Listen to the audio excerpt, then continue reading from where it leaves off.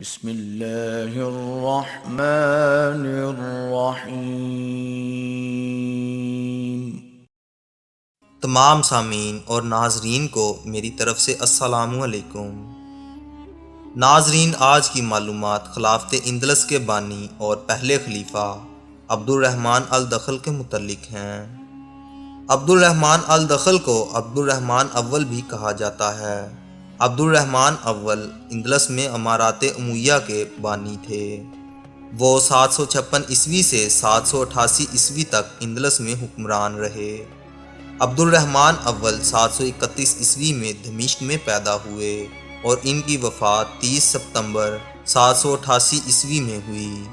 وفات کے وقت ان کی عمر 56 سال تھی۔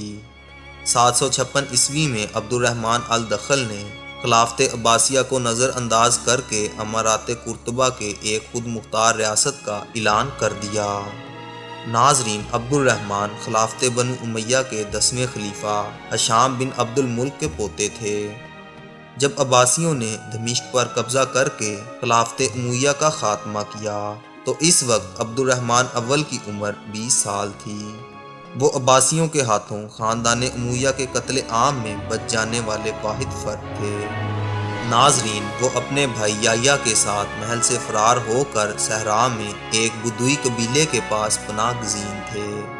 اس دوران میں عباسی اپنے حریفوں کو بے رحمی سے قتل کرتے رہے اور ان دونوں بھائیوں کی تلاش شروع کر دی گئی۔ اس دوران میں انہوں نے عبد الرحمن اور یحییٰ کا پتہ لگا لیا، جس پر دونوں بھائی وہاں سے بھی فرار ہو گئے اور دریائے دجلہ میں کود گئے۔ عباسی سپاہیوں نے واپس آنے پر امان دینے کا وعدہ کیا، جس پر عبد الرحمن کا بھائی یحییٰ ان کے کہنے پر یقین کر کے دریا سے نکل پڑا۔ عباسی سپاہیوں نے اسے فوراً ہی قتل کر دیا، جبکہ عبد الرحمن تیر کر دریائے دجلہ عبور کر گیا اور بعد ازاں شام اور فلسطین سے ہوتا ہوا شمالی افریقہ پہنچ کر عباسیوں کی دسترس سے باہر ہو گیا۔ ناظرین، خلافت بنو امیہ کے خاتمے کے بعد افریقہ کے مختلف صوبوں میں مقامی سرداروں نے حکومتیں قائم کر لی تھیں۔ سلطنت امیہ کے یہ سابق امیر امیوں اور عباسیوں دونوں سے آزادی چاہتے تھے، اس لیے عبد الرحمن کو ان کی جانب سے زندگی کا خطرہ لاحق تھا اور اس نے مزید مغرب کی جانب فرار ہو کر مارتانیہ میں بربر قبیلوں کے پاس پناہ لے لی۔ ناظرین، 755 عیسوی میں وہ موجودہ مراکش کے شمال مشرقی ساحلی شہر بسطہ کے قریب پہنچا، جہاں سے اس نے اپنا ایک سفیر ہسپانیہ بھیجا تاکہ وہ خاندان امیہ کے وفادار سابق رہنماؤں کی حمایت حاصل کر سکے۔ ان رہنماؤں کی بڑی تعداد صوبہ الورہ موجودہ غرناطہ میں مقیم تھی، جہاں امیر یوسف کی کمزور حکومت موجود تھی، جو کہ ایک قبائلی گروہ کے ہاتھوں میں کٹ پتلی بنا ہوا تھا۔ یہ افراد عربیوں اور بربروں کے درمیان میں نسلی اختلافات کے علاوہ عربوں کے آپس میں قبائلی اختلافات کے باعث بھی پریشان تھے۔ عبد الرحمن نے اسے بھرپور موقع سمجھا اور سابق وفادار پیروکاروں کی دعوت پر ستمبر 755 عیسوی میں مالکا کے مشرق میں المنکب کے ساحل پر اترا۔ ناظرین، ابتدا میں عبد الرحمن نے اپنے حمایت یافتہ افراد سے مشاورت کی جو خطرات کے باعث محتاط تھے۔ امیر یوسف نے مذاکرات کے آغاز میں عبد الرحمن کو زمین اور اپنی ایک بیٹی نکاح میں دینے کی پیشکش کی۔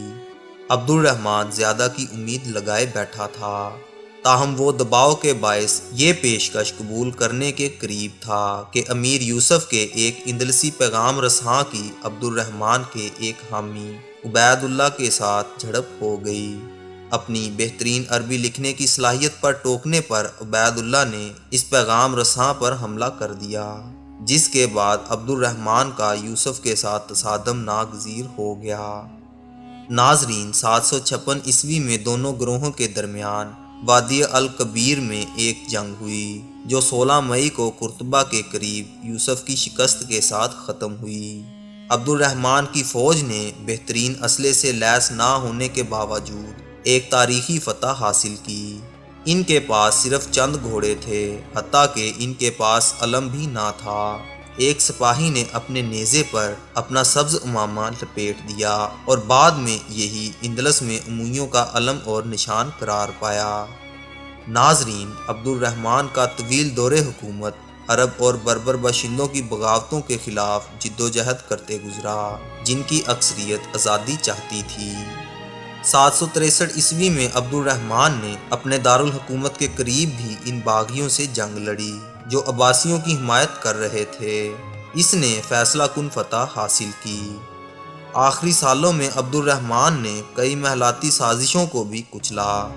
اس نے فن تعمیر کے نادر شاہکار مسجد قرطبہ کی بنیاد بھی رکھی، جس کی تعمیر اس کے بیٹے اور جانشین ہشام اول کے دور میں بھی جاری رہی۔ اس نے جس خلافت کو قائم کیا وہ 1031 عیسوی تک ہسپانیہ پر حکومت کرتی رہی۔ ناظرین، عبد الرحمن اول 30 ستمبر 788 عیسوی میں وفات پا گئے۔ وفات کے وقت ان کی عمر 56 سال تھی۔ ناظرین، اب اسی امید کے ساتھ اجازت چاہوں گا کہ آپ کو ہماری آج کی معلوماتی ویڈیو پسند آئی ہوگی۔ انشاءاللہ ملتے ہیں بہت جلد ایک نئی معلوماتی ویڈیو کے ساتھ۔ اللہ آپ کا حامی و ناصر۔